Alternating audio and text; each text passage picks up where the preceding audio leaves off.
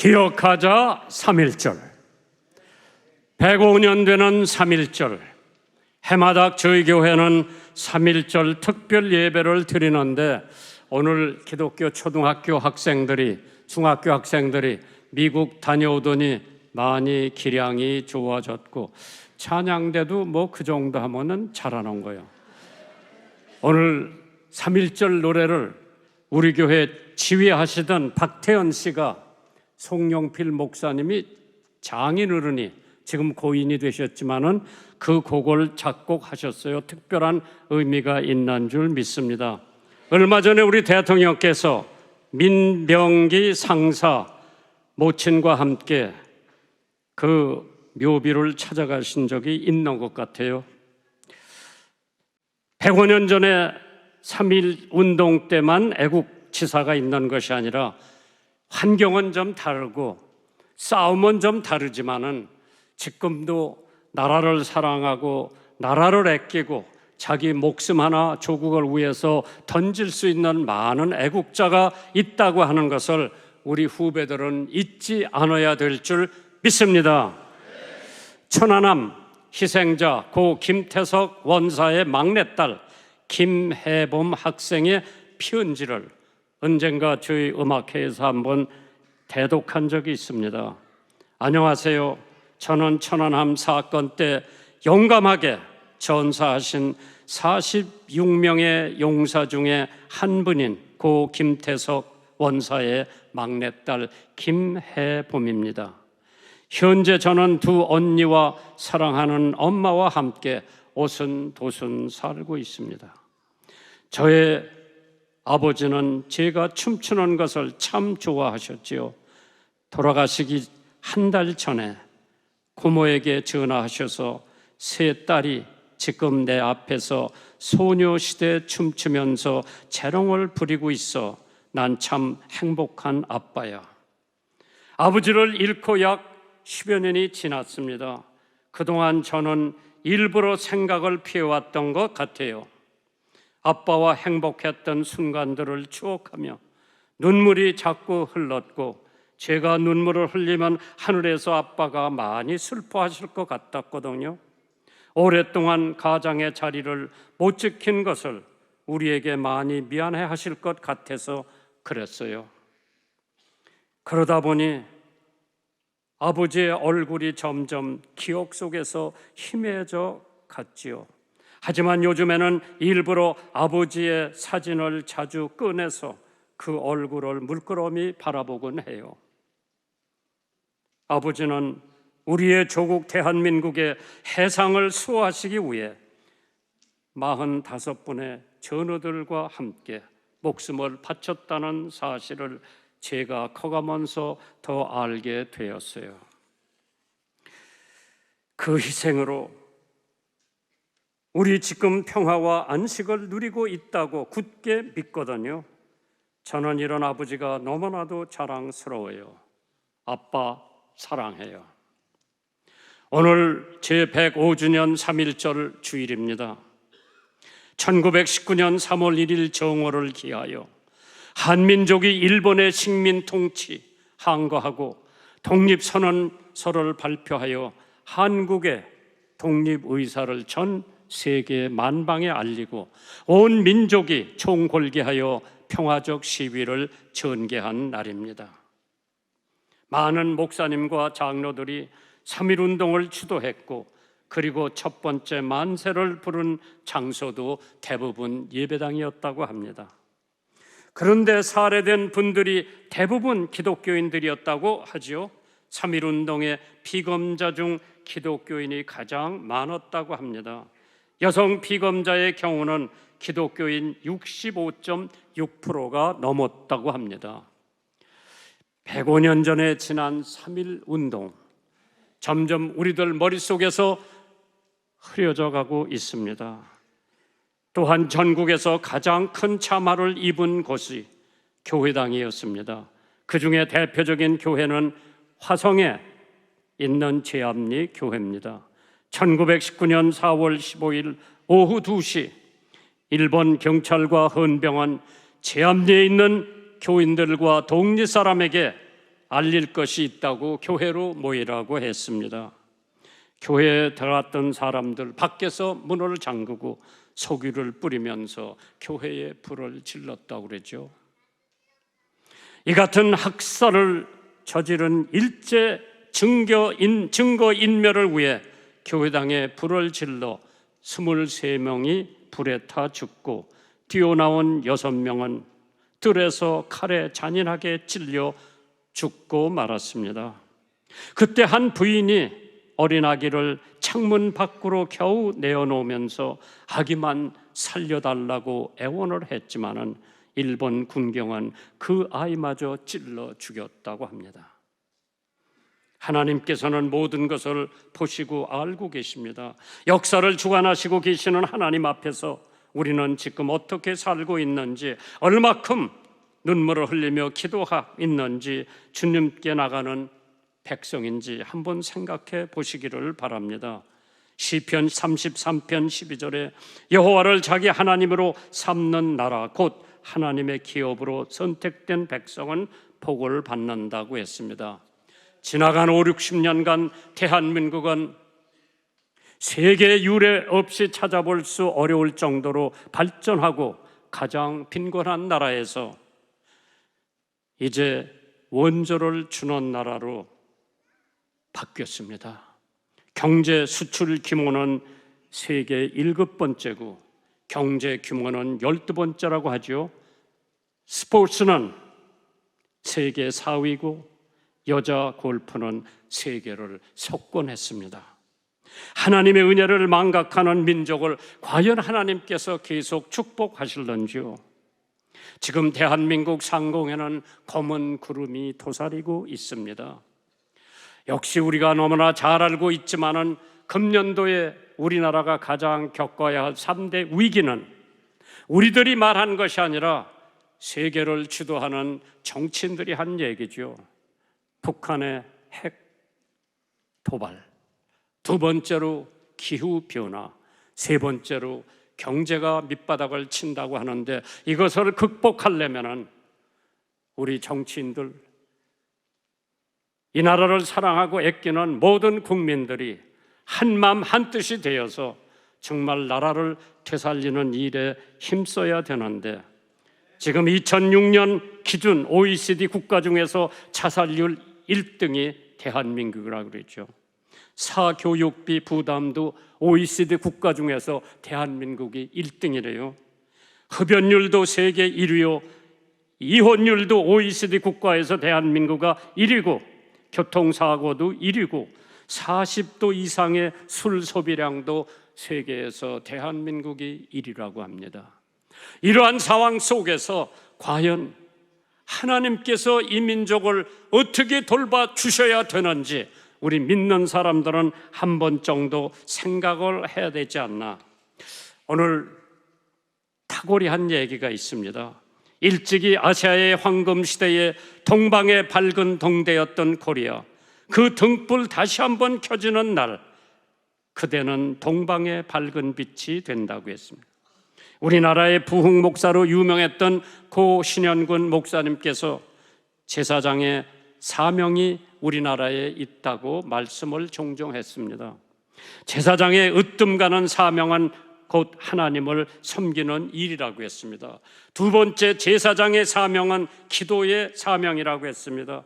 세계에 제가 어느 나라를 가봐도 한국 사람처럼 기도 많이 하는 나라가 없는 것 같습니다. 새벽 기도, 철야 기도, 금식 기도, 골방 기도, 산 기도, 심야 기도, 정오 기도, 우리나라 사람들처럼 기도 많이 하는 백성도 드물다고 하죠. 세 번째로 제물을 바치는 것이 제사장들의 사명이라고 했습니다. 예로부터 우리 민족의 성격은 자기를 희생하여 남을 구하는 민족성을 지니고 있었습니다.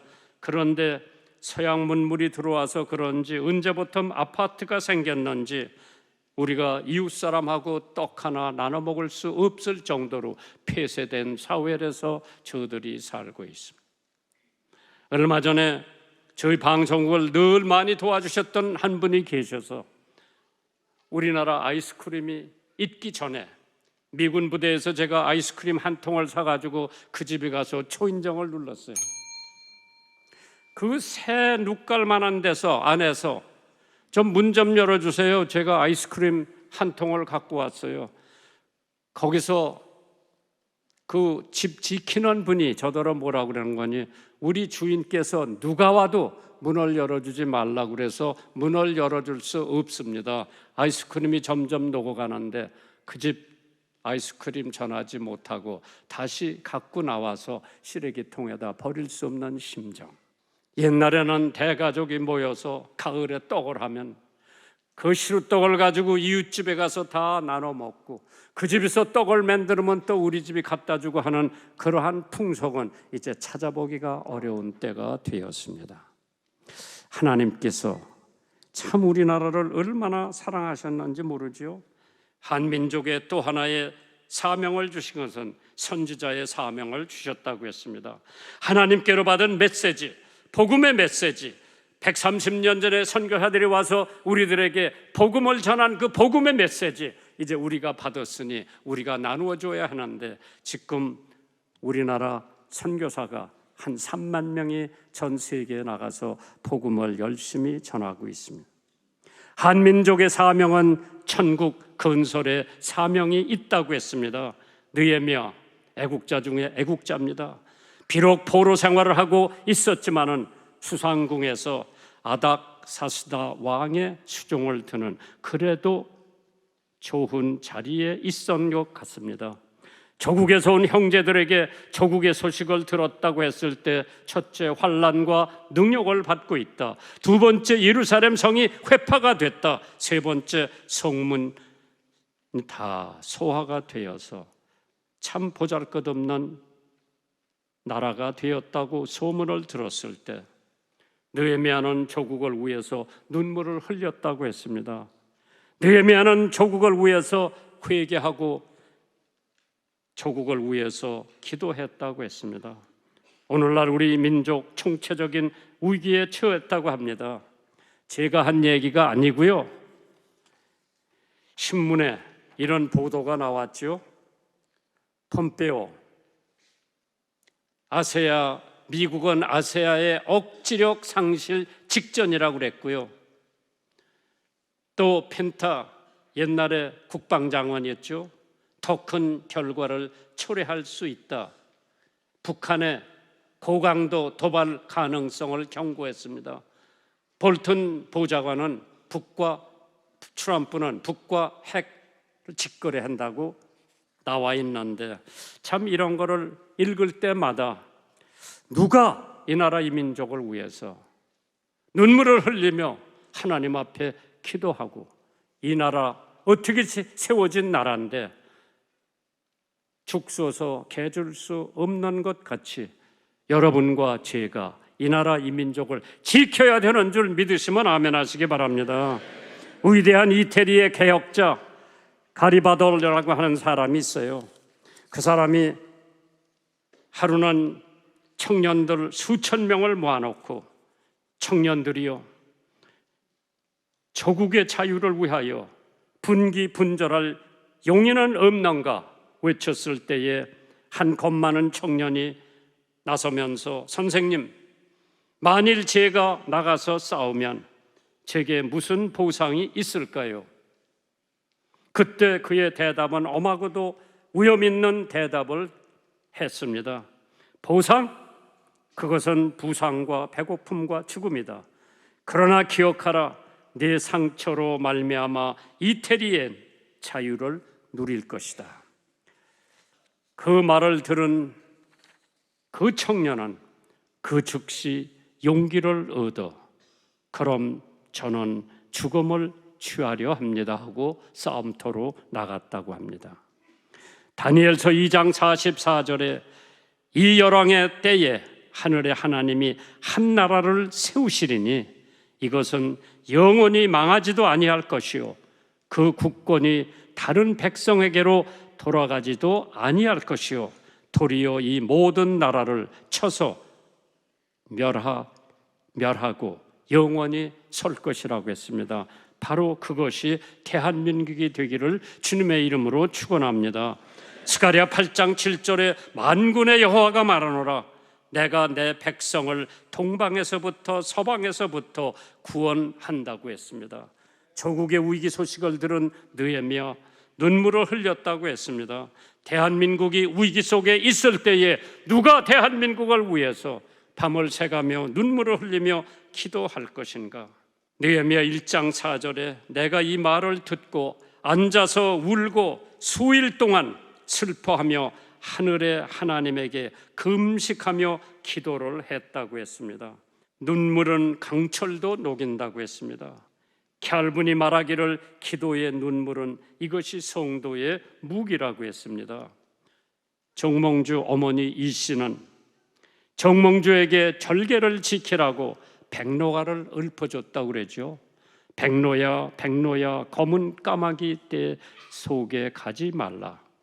쇠망에 가는 고려를 걱정하다가 선주교에서 피 흘려 죽은 정몽주가 눈물을 흘렸다고 그러죠. 이 몸이 죽고 100번 고쳐주고 백골이 진토되어 몫이라도 있고 없고 임향한 일편단심이야 가실 줄이 있으랴. 백제 성충이 옥중에서 죽음을 앞두고 유언의 상소를 임금님한테 올렸다고 그러죠. 신이 천시와 인사를 살피건대 머지않아 전쟁이 닥쳐옵니다. 만일 적병이 쳐들어오거든 육로로는 탄현을 막고 수로로는 백강을 막아 전략 요충지에서 싸워야 합니다. 하나님께서 백제 성충의 눈물을 보셨습니다. 하나님께서 조국이 어려움에 처해 있을 때 우리는 정말 밤을 새어가면서 눈물을 흘리면서 기도하면서 이 나라의 우정자들에게 하나님이 주시는 지혜와 총명을 가지고 올바로 이끌어 나갈 수 있는 지도자들이 나와야 된다고 생각이 되어집니다. 큰일을 한 사람들은 다 눈물이 많았다고 하죠. 시편 6편 6절에 다윗이 내가 탄식함으로 궁핍하여 밤마다 눈물로 내 침상을 띄우며 내 요를 적셨다고 했습니다. 시편 51편 17절에 하나님이 구하시는 제사는 상한 심령이라 하나님이여 상하고 통회하는 마음을 주께서 멸시치 아니하신다고 했습니다.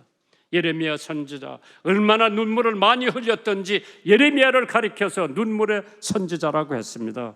예레미야 9장 1절에 어찌하면 내 머리는 물이 될고 내 눈이 눈물이 근원이 될고 그렇게 되면 살육당한 딸 내 백성을 위하여 주야로 곡한다고 했습니다. 사도 바울도 눈물이 많았습니다. 그가 사도행전 20장 31절에 그러므로 너희가 일깨어 내가 3년이나 밤낮으로 쉬지 않고 눈물로 각 사람을 훈계하던 것을 기억하라고 했습니다. 눈물을 흘리며 씨를 뿌리는 자는 기쁨으로 거둔다고 했습니다. 예수님도 생전에 3번 울었다고 하는 말씀이 요한복음에 기록이 되어 있습니다. 예루살렘 성을 보시고 우셨다고 그랬죠. 자기의 친구 나사로가 죽었을 때 예수께서 눈물을 흘렸다고 말씀하셨습니다. 하나님께서 눈물이 시냇물같이 흐르나이다. 시편 119편에 있는 말씀입니다. 지금 대한민국의 성직자의 눈물이 메마른 것 같죠. 성도의 눈물도 마른 것 같습니다. 정치인, 경제인 눈물도 마른 것 같고요. 대학생도 교수도 눈물이 마른 것 같아요. 공무원도 군인도 눈물이 마른 것 같고 상인도 나라를 위해 눈물을 흘릴 때가 되었습니다. 회개하지 않으면 멸망한다고 하는 하나님의 말씀. 유관순 열사 감옥의 동료들과 옥중의 찬가를 불렀다고 합니다.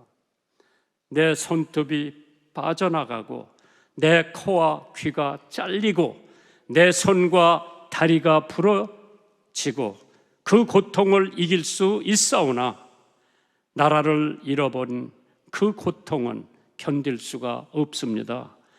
나라에 바칠 몸이 오직 하나밖에 없는 것이 이 소녀의 유일한 슬픔이라고 했습니다. 그러한 애국지사가 있었기에 오늘 대한민국은 반토막이라도 자유민주주의에서 마음 놓고 예배드리고 마음 놓고 찬송하고 마음 놓고 살아갈 수가 있는 줄 믿습니다. 소녀 유관순 열사의 기원이라고 하는 어로빅이 있습니다. 오 하나님이시여, 이제 이 시간이 임박했습니다. 원수 외를 물리쳐 주시고 이 땅에 자유와 독립을 주소서. 내일 거사할 각 대표에게 더욱 용기와 힘을 주시고 이로 말미암아 이 민족의 행복한 땅이 되게 하소서. 주여 같이 하시고 이 소녀에게 용기와 힘을 주소서. 대한독립 만세, 대한독립 만세, 그것이 기록이 되어 있습니다. 오늘 예배를 마무리 지면서 나라가 위기라고 말할 때에 3.1절 정신을 기억하면서 다시 한번 이 나라의 민족이 도산 안창호 선생이 했던 말씀 그대로 그대는 매일 5분씩이라도 조국을 생각해 봤나? 나는 밥을 먹어도 조국 독립을 위해 먹고 잠을 자도 조국 독립을 위해서 잔다. 안중근 선생님은 눈앞에 사사로운 이익보다는 의를 먼저 생각하고 조국이 위기에 처했거든 목숨을 바치라고 했습니다. 여러분이 너무나 잘 아시겠지만은 천안함 사건 때에 시 한 편 최금호 중령이 쓴 것이 있습니다. 오늘 그 시를 읽으면서 제 설교를 마감해 드리겠습니다. 천안함 찢겨진 현장에서 그날 두동강난 천안함 100년도 차가운 수심에 가라앉아 바닷물 함실 가득 차오를 때 그대의 호흡이 막혀오듯 우리의 숨통도 조여왔다. 사랑하는 아들아, 보고 싶은 나의 아들아, 친북 종북 분열된 양심으로 오열의 절규 더 하였으리니 청춘의 푸른 희생, 고귀한 명예 더 이상 욕되이 말라. 이제 또다시 망각되어 이 아픔, 이 고통 되풀이할 순 없어. 찢겨진 천안함 현장에서 유비무한의 두 주먹 벌끈 쥐노라. 아 46인 천안함 영웅이여, 존귀한 그대의 이름 잊지 않으리. 조국의 가슴으로 모두모 역사의 양심으로 되새김하리라. 대한민국 만세.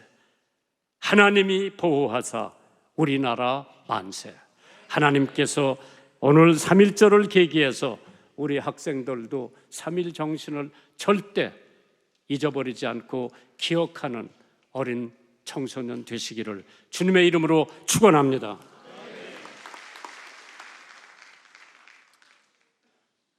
늘 국민과 나라를 위해 기도해 주시는 교회 지도자와 성도 여러분, 3.1운동 105주년을 맞이해서 여러분과 함께 기념 예배를 드리게 되어 아주 뜻깊게 생각합니다. 오늘 예배를 준비해 주신 김장환 원로 목사님, 또 김요셉 담임 목사님, 그리고 함께 해 주신 원천 침례교회 성도 여러분께 깊이 감사드립니다. 105년 전 우리 선열들께서는 자유를 향한 신념과 의지를 모아 3.1운동을 일으키셨습니다. 이 땅을 국민이 주인인 나라, 자유와 풍요가 넘치는 나라로 만들고자 목숨을 걸고 일어나셨습니다. 그리고 자유와 번영의 미래를 향한 그 위대한 여정의 중심에 우리 한국 교회가 있었습니다. 3.1운동 민족대표 33분 가운데 기독교 지도자가 16분이셨습니다. 한국교회는 우리 독립운동에 누구보다 큰 역할을 담당했습니다. 해방 이후에는 민족 계몽과 근대화를 가장 앞에서 이끌었습니다. 경제 발전과 민주화에 이르기까지 우리 현대사 곳곳에 한국교회의 역할은 그야말로 절대적이었습니다. 이러한 한국교회의 헌신을 토대로 우리는 자유민주주의를 지킬 수 있었고, 성도 여러분의 선한 영향력은 우리 공동체를 유지하는 밑거름이 되었습니다. 정부는 성도 여러분과 함께 자유, 평화, 번영을 위한 여정을 계속 이어나갈 것입니다. 글로벌 중추국가로 세계 평화와 공동 번영에 책임 있게 기여하고 대한민국의 새로운 도약을 위해 온 힘을 다하겠습니다.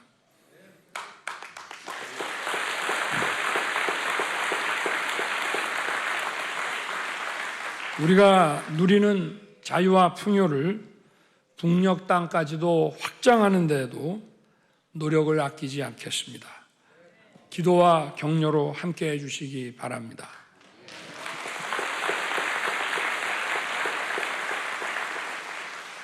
사랑하는 성도 여러분, 한국교회와 성도 여러분께서 고통받는 모든 이들을 위해 기도하며 마음을 모아주고 계심을 잘 알고 있습니다. 늘 감사하는 마음입니다. 저와 정부는 더 낮은 자세로 국민의 삶에 가까이 다가가서 한 분 한 분의 손을 잡아드리는 따뜻한 국정을 펼치겠습니다.